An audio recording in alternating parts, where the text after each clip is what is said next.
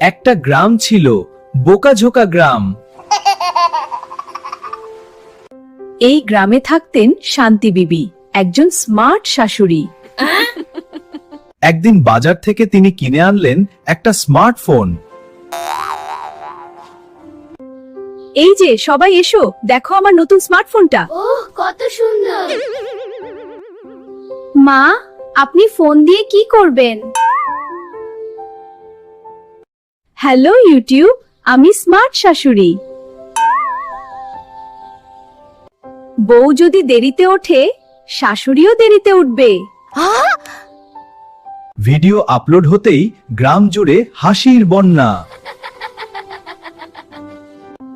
Smartphone না থাকলে শাশুড়িও smart হয় না। আমারই স্মার্ট শাশুড়ি আর আমি তার স্মার্ট বউ।